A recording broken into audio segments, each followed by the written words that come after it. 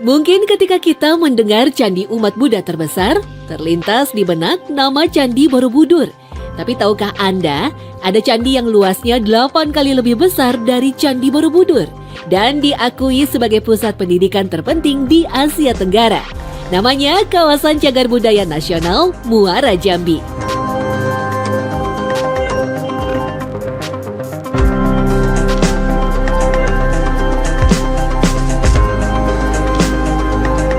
Letaknya di pinggiran Sungai Batanghari, Provinsi Jambi. Di lokasi ini terdapat banyak sekali candi-candi yang luasnya hampir mencapai 4.000 hektar. Kawasan candi yang berada di tengah hutan dan pinggir Sungai Batanghari serta pemukiman warga. Pada tahun 2013, para arkeolog menemukan peninggalan sumur tua. Sumur ini dipercaya sebagai salah satu sumber mata air untuk konsumsi para pemimpin. Setelah berhasil dibangun kembali, air di dalam sumur ternyata memiliki fakta yang menarik. Ini sumur apa ya, Pak? Jadi pada waktu ditemukan ini sudah tertutup tanah. Nah, kemudian dibuka ternyata benar ini sumur. Digali lagi. Digali lagi sumur dan sumurnya jernih sekali. Kita juga sudah melakukan tes laboratorium. Airnya ini pH-nya 7. Oh, berarti bisa langsung untuk diminum? Minum bisa. Kadang-kadang saya minum langsung di sini, saya buktikan. Segar airnya. Meski baru ditemukan oleh masyarakat sekitar, sumur tua ini dipercaya mempunyai khasiat bagi siapapun yang meminumnya. Bahkan dipercaya bisa membuat awet muda. Ada masyarakat-masyarakat di daerah sini itu juga percaya bahwa ini juga air berkah gitu ya. Makanya kadang-kadang banyak yang ngambil juga di sini untuk diminum ya, dikonsumsi ya. Bahkan juga untuk cuci muka. Ya. Untuk awet muda. Awet muda biar glowing. Meski catatan literatur mengenai percandian Muara Jambi sangat sedikit, namun masih dapat ditemukan di negara penganut Buddha Mahayana di luar negeri.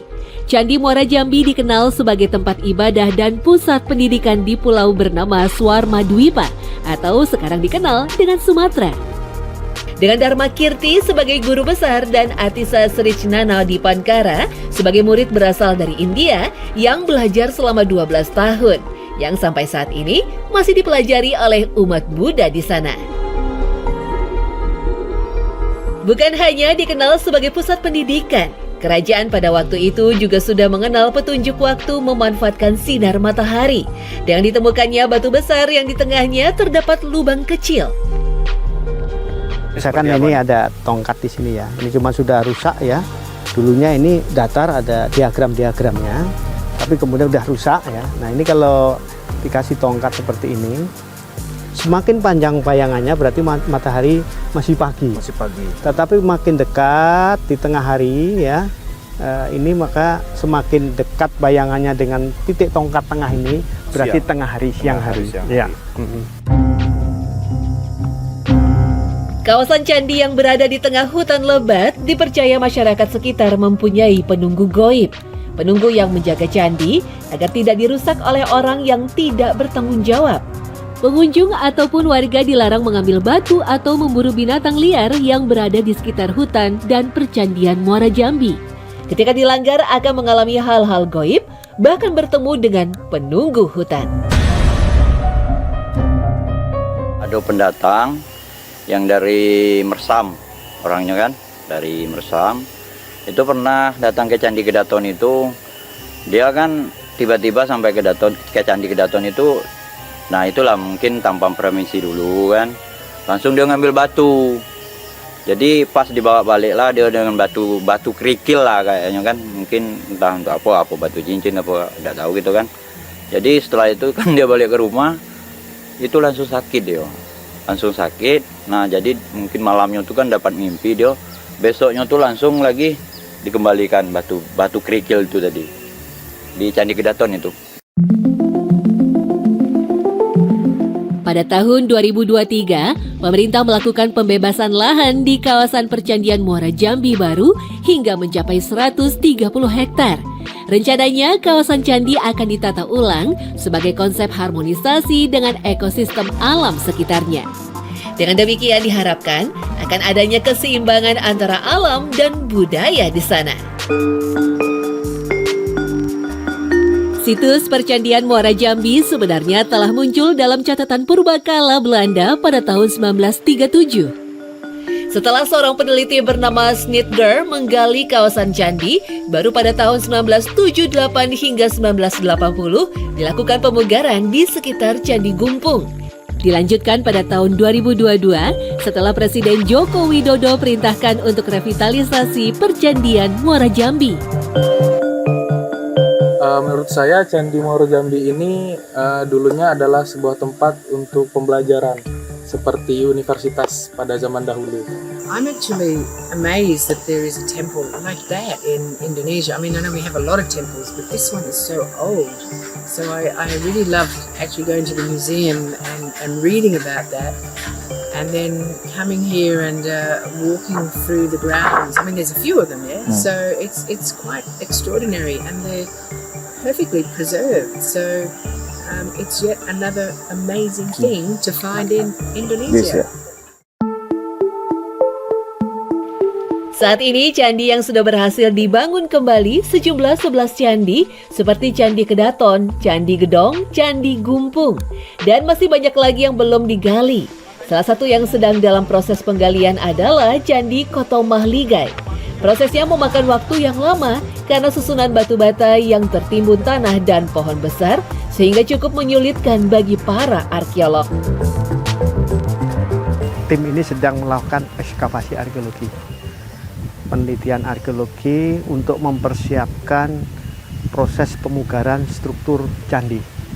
Nah, kita lihat struktur batanya ini sebelum dipugar itu kan perlu dilakukan penelitian, dan pemugaran pada intinya juga suatu penelitian, sehingga ketika mempersiapkan pemugaran dilakukan ekskavasi.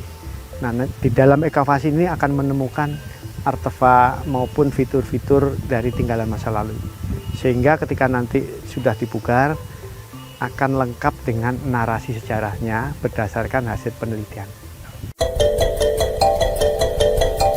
Pemerintah mendaftarkan kawasan Percandian Muara Jambi sebagai salah satu warisan dunia UNESCO di PBB.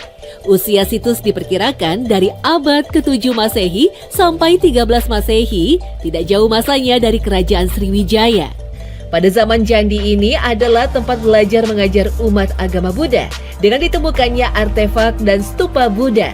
Namun entah peristiwa besar apa yang terjadi pada saat itu masih menjadi misteri. Kenapa Percandian Muara Jambi bisa menghilang dan pindah begitu saja?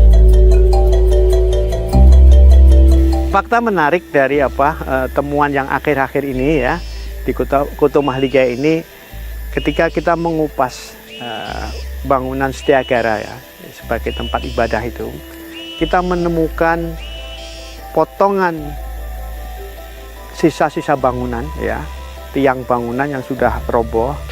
Kemudian masih ada pasak-pasak logamnya paku, tapi sudah terbakar. Nah, itu masih dalam bentuk arang yang panjang. Nah, ini sudah kita carbon dating juga. Kami menduga ini ada peristiwa besar di akhir era dari bangunan di Muara Jambi ini. Mungkin saja ini kalau lihat arang-arangnya ini sisa dari suatu bangunan yang terbakar.